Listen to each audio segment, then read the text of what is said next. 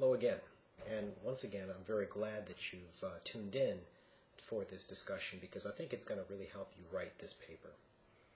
One of the things that I've emphasized in the first few meetings of class is how much work, how much effort, and I guess you could call it sacrifice, went into the industrialization of this country. The building of the industrial infrastructure of this country was really laid by working class people, including people like the character Jurgis Rudkis.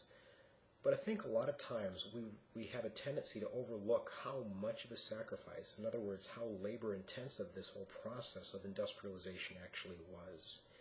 If you looked at any one of these factories, and you can look in any industry, you can look at the railroads, you can look at the mining industry, you can look at the steel industry, later on in the 1930s you can look at the auto industry, and of course in Upton-Sinclair you can look at the meatpacking industry, and you're talking about very, very, very labor-intensive jobs. You're talking about dangerous jobs, and worst of all, you're talking about jobs that don't pay very much money. Okay? Now, these factories really were beehives of activity. I want to point out exactly what I mean, because there's a, like almost anally, obsessively organized impulse to maximize efficiency, get the most bang for the employer's buck. Turn to page 28 of this edition of The Jungle. On page 28, and it's toward the top of the page there, chapter 3, there's a paragraph that starts out, "There were 250 miles of track within the yards." Do you see that? There were 250 miles of track within the yards, and their guide went on to inform them. They brought about 10,000 head of cattle every day, and as many hogs and half as many sheep, which meant some 8 or 10 million live creatures turned into food every year. One stood and watched, and little by little caught the drift of the tide as it set in the direction of the packing houses. There were groups of cattle being driven into the chutes, which were roadways about 15 feet wide, raised high above the pens. In these chutes, the stream of animals was continuous. It was quite uncanny to watch them pressing on to their fate, all unsuspicious, a very river of death. Our friends were not poetic, and the sight suggested to them no metaphors of human destiny. They thought of only the wonderful efficiency of all of it. The chutes into which the pigs went climbed high up to the very top of the distant buildings, and Jokubus explained that, with refinement of cynicism, they made the pigs literally clean and dress themselves. They went up by their own power, and their own weight carried them back down through all the processes necessary to make them into pork. He goes on to write, "They don't waste anything here," said the guide, and then he lauded and added a witticism which he was pleased with, that his unsophisticated friend should take to be his own. They use everything about the pig except the squeal. Again, this demonstrates the obsessive efficiency that these places were organized for. Now, I want to emphasize that this is hard, nasty work, the slaughtering of animals. I mean, I'll let your imagination do some work, but I want you to be very clear in what Sinclair is talking about.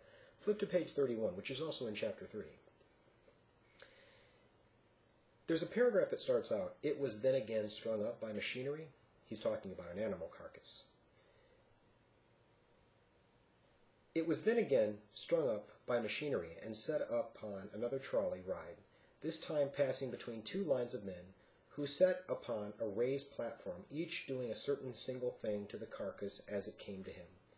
One scraped the outside of the leg, another scraped the inside of the same leg, one with a swift stroke cut the throat, another with 2 swift strokes severed the head, which fell to the floor and vanished through a hole, another made a slit down the body, a second opened the body wider, a third with a saw cut the breastbone, and a fourth loosened the entrails, a fifth pulled them out, and they also slid through a hole in the floor. There were men to scrape each side and men to scrape the back. There were men to clean the carcass's inside, to trim it and wash it. Looking down this room, one saw, creeping slowly, a line of dangling pigs, 100 yards in length, and for every yard there was a man, working as if a demon were after him. At the end of the pig's progress, every inch of the carcass had been gone over several times, and the pig was a work of art. Then it was rolled into a chilling room where it stayed for 24 hours, and where a stranger might lose himself in boundless force of freezing hogs. And think about what kind of planning that takes. And although it's amazing from an engineering standpoint, imagine the stress levels of working like that. I mean, I showed you a video clip of Charlie Chaplin in modern times and how he gets so backed up by his work that the assembly belt keeps going faster and faster and faster. And not only does this create a nervous twitch in him, it's also incredibly, incredibly hard to keep up. What Upton Sinclair is trying to get us to understand that not only is this really nasty, gross work, right, gutting an animal like this, it's also virtually impossible to keep up day after day after day. I really want to press this point upon you, so flip this book to page 33. The very bottom of this page, which is also in chapter 3, is a paragraph that starts out, "The way in which they did this was a sight to be seen and never forgotten. They worked with furious intensity, literally upon the run, a pace with which there is nothing to be compared to except a football game. It was all highly specialized labor, each man having his task to do. Generally, this would consist of only 2 or 3 specific cuts, and he would pass down the line of 15 or 20 carcasses, making these cuts upon each." Once again, we're talking about a feverishly high level of work pace, right? And it only gets faster and faster. Just like in the movie, the assembly line never slows down. What you've got is an assembly line of killing, okay? And again, if you can get past the emotional parts of how your food is prepared, just think about the people that are having to prepare them and the things that they're going through. You're holding a knife in your hand, and there's not a whole lot of safety regulations inside these factories. If you're working really hard, you're not exactly careful with what you're doing, and it's entirely possible that you miss and you hit your thumb. You miss, you hit your hand. You drop the knife and it goes into your foot. Okay? Dangerous, dangerous work. How much would you expect these people make when it comes to the amount of money that they're bringing home for this dangerous task? At the turn of the century, in the Gilded Age, this was very, very low pay. And the argument goes, and we've seen this several times in our class, because virtually anybody could do these jobs, it was unskilled work, and nobody would pay top dollar for somebody that could do this work and easily be replaced. It was uncommon, or excuse me, it was very common. If you look on page 52, which is in chapter 5, there's a sentence that starts out, "He found that his wages," it's at the top, it's the second line all the way over to the right. "He found that his wages were to be $1.25 a day, and so he would have $5 each week as a result of his toil." Obviously, $5 was a lot more money than it is this day and age, but it was still very, very low. And if you consider Jurgis was the head of the household, that's pitifully low. Okay? So it's important to understand that this is hard work, it's dangerous work, and even if you're able to survive unscathed, it's work that doesn't pay a whole lot of money. It's work that you're probably going to have to take on additional jobs or send other members of your family out there in the paid workforce to do this. If you're looking for a connection in terms of your Big Blue Book, take a look at on-child labor. Take a look at how those children, a lot of them, boys, 13, 14 years old, are forced to work in those mines. Now, I want you to have an understanding of what it meant to get a job, because the first part of the jungle, everybody in the Rudkus family is scurrying to find employment, including Maria, which is his sister-in-law.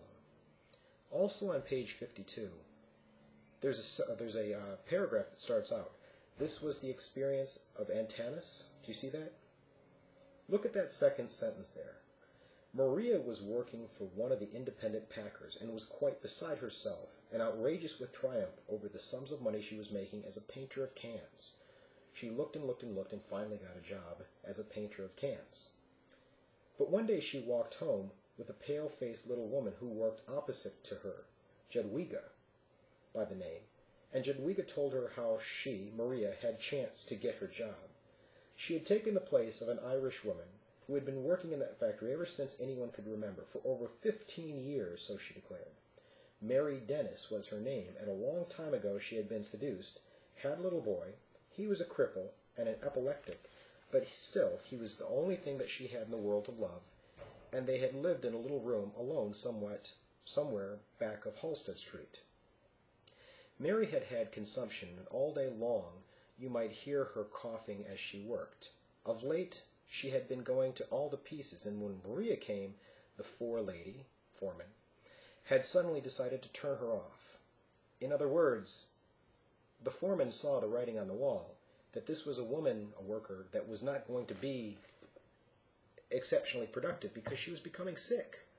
The feverish pace of the work was literally grinding people up, and you couldn't keep up with that pace.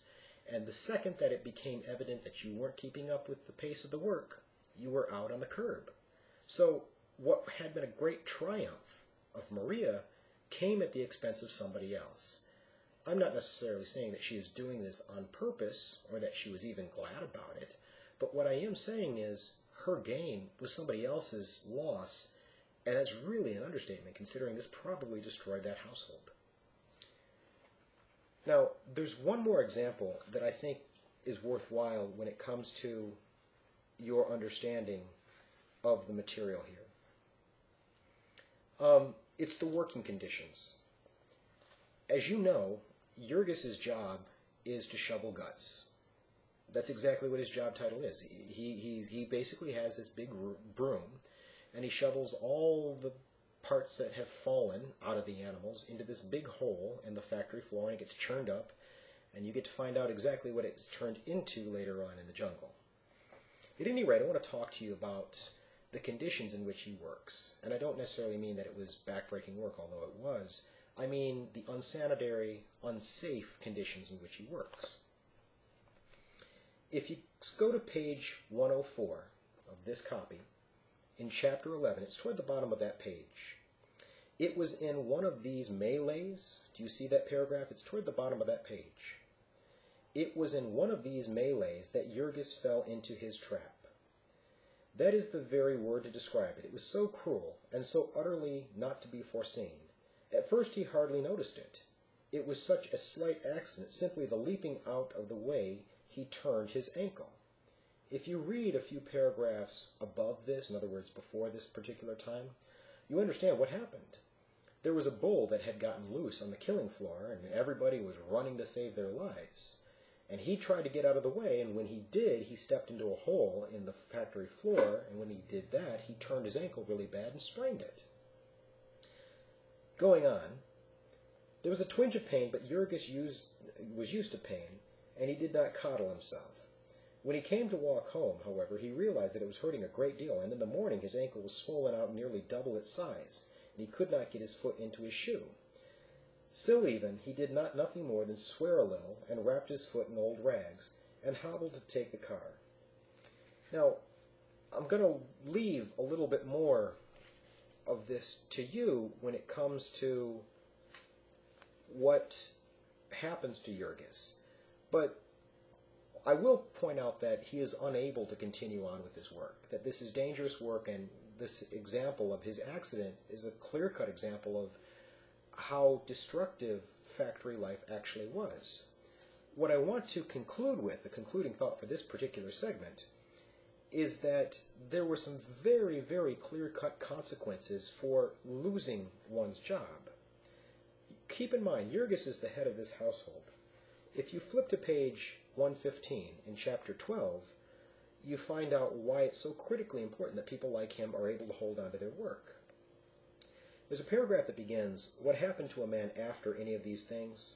Find that paragraph. About 7 or 8 lines down, there's another sentence that starts out, for an unskilled man who made $10 a week in a rush of the seasons and 5 in the dough, it all depended upon his age and the number he had depended upon him. An unmarried man could save if he did not drink, and if he was absolutely selfish, that is, if he paid no heed to the demands of his old parents or his little brothers and sisters or any of his relatives he might have, as well as the members of his union and his chums and the people who might be starving to death next door, For a man with a family, there were periods of brief accident would not be apt to wreck him, and others when almost certainly it would. The translation there is relatively simple. When and if you lose a job, you basically lose your entire livelihood. Flip the page over to 116. This is the last page of that chapter, and about midway through that page, there's a sentence that starts out, "Of those who fell sick or met with accident," find that. "Of those who fell sick or met with accident, a good many never came back to ask for work, and those who did, the vast majority had given up in despair, and either were living upon others or dying of starvation and exposure and the diseases to which made them liable, or else they had wandered off to beg for work in some other place, or had gone down into the heart of the city and became prostitutes and beggars and criminals, or had gone out of the country and became tramps and vagrants, all of them certain to perish in the end, of the same cold, same hunger, and same disease, as if they had stayed at home. For the place which is here called the jungle is not Packingtown, nor is it Chicago, nor is it Illinois, nor is it the United States. It is civilization." If you think about that, if you think about the big picture of what I've just laid out, you can see some pretty clear-cut examples of Sinclair once again telling us that throughout the Gilded Age, America was not free, at least not for people of working-class variety, such as the Redkis family.